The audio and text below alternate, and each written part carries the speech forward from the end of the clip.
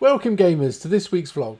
I've had a particularly busy week with non-gaming life related stuff this week, so I haven't had a huge amount of time to play. However, I had my usual co-op session on Call of Duty Zombies on Monday evening, and due to my Ultimate Trophy Hunters Challenge, I do need to earn a trophy every single day to keep that daily streak alive. So I've been concentrating on one specific game and playing a little bit each day to earn a few trophies and progress the story. Also on Wednesday I was able to pop into CEX while I was in town on some other errands, so I managed to have a look through what was in there and pick up a game. So let's have a look at what games I've been playing, trophies I've been earning, and what was my CEX pickup.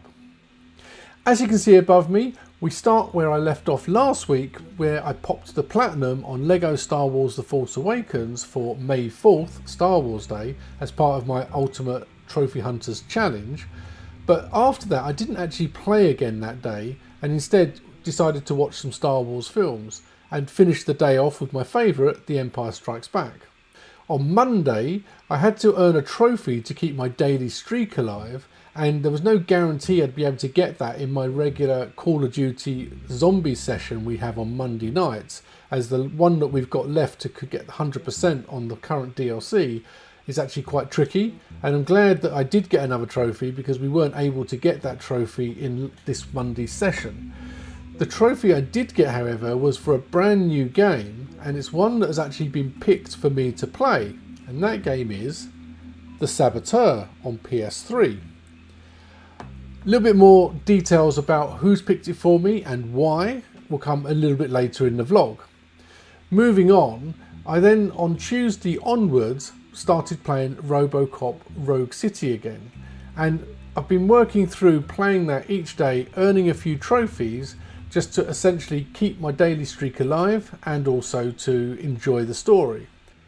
RoboCop Rogue City is a game set in Detroit, and as the name indicates is part of the RoboCop film franchise, and the game includes voices provided by some of the original actors, including the protagonist himself, RoboCop, aka Alex Murphy, who is voiced by Peter Weller. If you've never seen the original RoboCop film by Paul Verhoeven, then I highly recommend you do so, as along with some of his other films like Flesh and Blood, Total Recall, Basic Instinct, Starship Troopers and Hollow Man are in my opinion some must-watches. When it comes to the game story, it's set somewhere between the second and third film instalment, and the story plays very much like how the films progress. The game is littered with nods and Easter eggs to the films, and it's a great fun first-person shooter and was one of the free PS Plus games last month, and I highly recommend giving it a play. I've chosen this gameplay footage from the police station shooting range as I didn't want to give away anything of the story, and there are 3 trophies linked to getting scores of 50, 150 and 200 points in the range. I attempted this when I first unlocked the shooting range at the very beginning of the game and managed the first trophy, but I had to come back to it during the mid-game after having upgraded my weapon for damage, accuracy and reload speed, and I recommend doing the same to get all 3 trophies in one go. I'm currently playing RoboCop Rogue City on a blind playthrough after very briefly checking the guide stats to ensure there were no real missable trophies, and due to the nature of the game making multiple autosaves, if you do miss any you can apparently reload an earlier save after finishing the game to do a quick trophy cleanup, which is what I will look to do. This week I've been playing a little each day and earning a few trophies in each session to keep my daily trophy streak alive, and I'm really enjoying it, and I think I'm about 3/4 of the way through the game. Well, that's all the games I've played and trophies I've been earning this week. Let's have a look now at that CEX trip I was talking about. So here we are. First of all, take a look at the small retro collection with great games on the PS1 like Alien Resurrection, Dino Crisis and Tomb Raider. Then some Sega Master System and Mega Drive games at the back there. Oh look at the copy of Ghouls and Ghosts, which is an absolute classic that I played to death back in the day and one I'd love to own now. A few box Super Nintendo games along with a number of different Nintendo carts there. And look, even an official PS Move gun as well. So looking at the PS3 section, some nice titles in here today. Look at Wolverine at £42. Spec Ops: The Line, fantastic game. We got Silent Hill Homecoming. And then there was Saw, quite a collectible game now. We got Eco and Shadow of the Colossus, the HD Classic Collection. And also The Incredible Hulk at £15, so that's sure to go up at some point in the future. And another HD Classic, Metal Gear Solid. And one of my all-time favourite shooters is Vanquish at only £3.50. So unfortunately there was nothing for me on the PS3 this time around. However, something did catch my eye in one of the other sections, and I do collect for a number of different consoles. The console in question was the PS2. Now I have a much more curated, smaller PS2 collection, mainly of specific genres or specific franchises. And the game that caught my eye, which was only £6, so I decided to pick up, was Taito Legends 2. Now I already own Taito Legends, the original one, so it's a natural progression to pick up the sequel to it. And in my opinion, you can't get enough of games like Bubble Bobble and Space Invaders. They're just iconic arcade games and absolute classics. So I picked this one up. As I said, only £6. Comes complete with the manual. I am a collector that likes to always try and get the manual. Very rarely will I pick up a game that doesn't have the manual in. Not always, because sometimes you can source the manual separately, but for me, I always try and get games with the manual included because I love looking through them, and there's some fantastic manuals, especially on some of the older systems. One tip for any of you out there, especially collectors that like manuals, is when you close your box, and I see this mistake being made by so many different people on YouTube, when they show off their collections and they show that what they've got, they always seem to close it back up by putting it this way. If you do that, you run the risk of the manual slipping down, getting caught, and when you close it, the edge of it can get completely bent over. And you don't notice until the next time you open it, and then you've got a massive crease down your manual. So if you're like me and you love your manuals and you want them to be in pristine condition as possible, always close your games this way. That way the manual can't slip, can't get trapped, and stays in pristine condition. So I hope that little top tip for game collecting helps, especially if you like your manuals. But Taito Legends 2 is not the only game I acquired this week. It's the only game I purchased and the only game I got from CEX. However, I also acquired another game because I won a competition. The competition was set on another YouTuber's channel, and my name was pulled out of the hat and the game was sent to me. That game is Jungle Strike on the Mega Drive. Now, regular viewers of my channel will know that the Strike series is some of my all-time favourite games. However, the ones on the Mega Drive, Desert Strike, Jungle Strike and Urban Strike, I never actually owned because my brother owns them. And growing up, he had the Mega Drive and I had a different console. So he had all the Mega Drive games that I used to play, and I had games on other consoles that he would play. So it's really nice now to finally get the Mega Drive version of Jungle Strike in my collection, and it means I'm now going to be going out and seeking Desert Strike and Urban Strike as well. So I'd like to say a very big thank you to the other YouTube channel. That channel is the Gebs24. Like I say, if you love retro gaming, you will absolutely adore her channel. She makes the most amazing content, especially if you like Nintendo and Super Nintendo. But she covers all things gaming and the quality is absolutely fantastic. So why not go and check her out, and I'll leave a link to her channel in the description below. Now you may remember at the beginning of this vlog, I happened to mention that I earned a trophy in a game that had been picked for me. That game being The Saboteur on the PS3. So how has a game been picked for me? Well, the answer is through my Patreon. Now I'd just like to take this opportunity to say a very big thank you to all the gaming legends you can currently see on screen who are my Patreon supporters. I actually have 4 different tier levels of Patreon. The entry level gives you access to my Discord community for less than the price of a cup of coffee every month, and I have a range of different perks going up the different tier levels, and the elite tier gives you a couple of very unique perks, one of which is that you can pick a game that I must play, another being that you can set me a specific trophy challenge that I must attempt, and on both of those I will make a dedicated video for this channel about that experience. Vidbacker, my elite tier Patreon, invoked his right to make me play a game, and that game is The Saboteur. So over the coming weeks I'll be playing the game and making a video about it, which will be released at a future date on the channel. So if these are sort of things that you'd like to be involved with going forward, or you just would like to join the Discord community, then check out the Patreon link in my description. Talking of my Discord community, it's a perfect segue into the next section, which is answering questions from the community. And this week, questions have been asked by Wooly, with the first question being, in 16 years of trophy hunting, has anything broken your drive for trophies? Well, Wooly, the answer has got to be yes, it has. So I was actively trophy hunting between about 2008-2009 all the way through till December 2014, where I got my platinum in Destiny. Now, two things sort of happened. During 2014, I was starting to get a little bit disillusioned by the whole trophy system, and the reason for that was auto pops.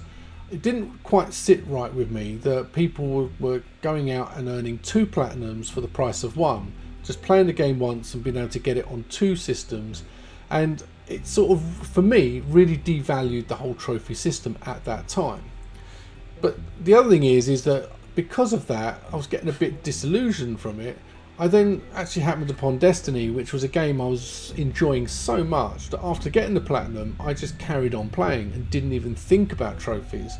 And I played that for another whole year and essentially had such a good time playing it that trophies were just forgotten about. And then when I moved on from Destiny, I played other games like Elite Dangerous, Star Wars Battlefront, Call of Duty World War II, Jurassic World Evolution, and essentially I just got into the habit of playing games because I enjoyed playing the games without even thinking about the trophies. I also started to go back and play games that I'd already got the platinums on years ago that were just some of my favourite games. As an example, Borderlands. And I've played through Borderlands probably about 30 times with all the different characters constantly rotating. It's just such a game, it's a fun game to go back to. So it was only in the end of 2019 sort of time where essentially my brother started to get me back into sort of like talking about trophies again. And then during 2020 with the pandemic, it was very much a case of everyone having more time on their hands, including myself. So I was playing more games and becoming more and more sort of aware of trophies again. I wasn't actively hunting trophies during 2020, but essentially it was my brother that really sort of got me back into it because he started like earning lots of platinums, and it sort of like made me sort of think about them a lot more. So I got the platinum on Call of Duty Modern Warfare, the 2019 edition, on the 31st of December 2020, and then starting 2021 I really got bitten by that trophy hunting bug again and started playing lots of games that I'd already started during that 6-year period, which I didn't care about the trophies on, and started to now go back and try and get all the trophies on them and get the platinums and get the 100%. So Battlefront, Star Wars Battlefront 1 and 2 for example, and then just essentially from there it escalated into just going all out trophy hunting again. So what's changed now? I'm enjoying my trophy hunting again, but I still think the trophy system was devalued, and I agree why it put me off back in 2014. The difference is I sort of got back into it and realised that it didn't actually matter what anyone else does. If other people want to auto pop trophies, let them auto pop trophies. It doesn't affect me. I'm not into leaderboards, and the fact is that leaderboards are a joke these days anyway because of the shovelware. They've become a how many platinums do you want to buy list. So I realised that my sort of trophy list and the trophy hunting, the platinums I go for, it's my list and it's personal to me. It doesn't matter what other people do. I look at my list as my sense of achievement of what I've done. So if I want to play a game twice and earn the platinum twice, I'm going to be playing that game twice and earning it twice rather than auto pop it, because that's just what I want to do. I'm not judging other people. People can do what they like because it's their list, it's personal to them. But for me, I just want to make sure that it's a personal journey and it's one that I enjoy. I wouldn't get enjoyment from auto popping a second platinum for a game, but I would get enjoyment from playing the game a second time if I like it and earning the platinum a second time. It's just me and my preference. I would say, however, that I'm actually enjoying my trophy hunting way more now than I ever have done. And one of the reasons for that is because I do these extra challenges on top. So I'm not just looking to get the platinum on a specific game. I set the challenges to sort of try and go for specific games that may put me out of my comfort zone. So my ultimate trophy hunters challenge, where I'm setting challenges like making sure I earn a trophy every day, looking to complete alphabet lists, looking to do a 1 to 10 difficulty, looking to earn platinums in specific genres on specific days, or to meet a specific date requirement for the type of game. All of these things that I devised for my ultimate trophy hunters challenge are all there to add extra enjoyment and levels of achievement to my trophy hunting. Yes, they can add an extra bit of stress, but there's nothing wrong with a little bit of stress as long as you don't go overboard. And at the end of the day, if it gets too stressful, you stop for a bit and take a break. Trophy hunting is supposed to be fun because gaming is fun. So I hope that answers your question. And will I stop and go off trophy hunting again in the future? I may well do, but games will always be there for me regardless of trophies. So Woody's second question is, when starting to collect games early on, did you only go for games that interested you, or did you have any other criteria? Well, Woody, when I first started gaming, it was back in the late 70s, early 80s, and as a kid back then, you'd only really get games as a Christmas or birthday present, or if you saved up your pocket money for months on end to be able to afford to buy one yourself. So the criteria for what you bought a game was that you had to be interested in it. Otherwise, you could be wasting your money and then have to wait a long time before you can get another one.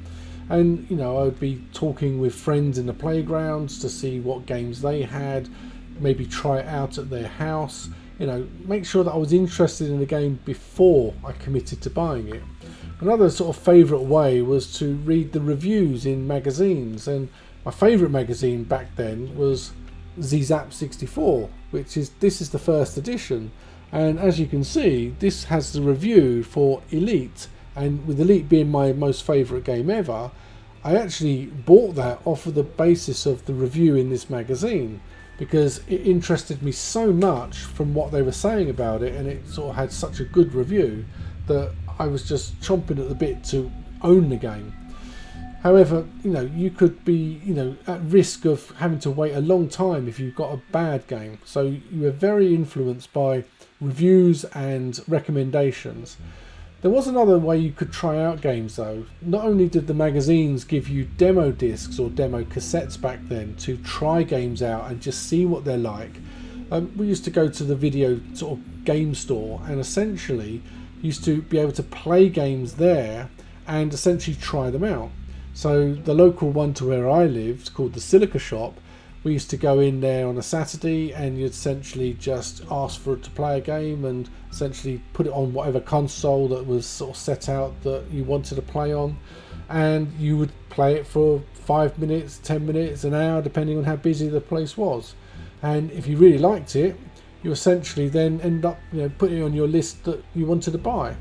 But it was a good way to test out games without committing to them, so that you knew it was a game you were really interested in before you actually bought it and spent your money on it.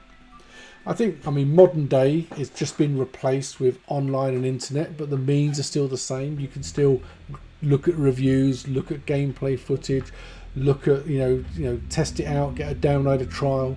You can still use the same criteria. But I think these days I'm a lot more open to just sort of gambling with a game and trying a game out just for the fact of how it looks without even knowing or having it recommended.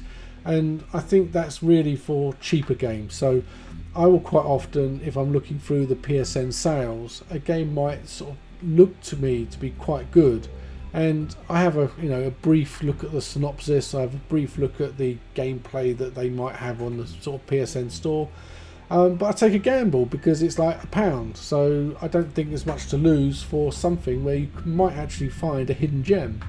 The only thing I try and avoid is to make sure I'm not buying a shovelware game. So the game needs to look, for me, like it's got some element of gameplay for me to then be interested in getting it. If the game looks like there's no element of gameplay, like the shovelware, then I wouldn't be interested in it. However, if I'm going for a physical game, I know that there's not many shovelware, so as such sort of physical games. But say for example with my PS3 collection, if I go into CEX and I'm browsing them and I see a game that I've never heard of before, because there are thousands of games and I don't know all of them, I might take a gamble on it if I like the look of it on the box. And I read the back of it and it looks like it's a genre I might like. It may actually end up being a bad game, but if it's only £1 or £2, I'll take that risk. So Willie's actually asked a third question, because he's being a bit cheeky here. And the question is, how many times have you done a Dazza while playing zombies? Well, to be honest, Willie, the answer to that is actually incalculable, and it's probably millions. And for anyone that doesn't know, I play Call of Duty Zombies every Monday night, and if there's anywhere on the map that I can do this, i.e. fall off the map, then I will find it and I will fall off of it. And I've sort of got to the point where it happens so often that they now just call it doing a Dazza. So yep, many times, and way too many to count. Well, that's it for this week's vlog. I really hope you enjoyed it, and please do leave a comment and let me know what games you're currently playing, and do you recommend them for me? A like and a subscribe is always greatly appreciated, and it really does make a big difference and helps me to grow the channel, so please consider doing so if you haven't done. Other than that, please enjoy your games, take care and look after yourselves.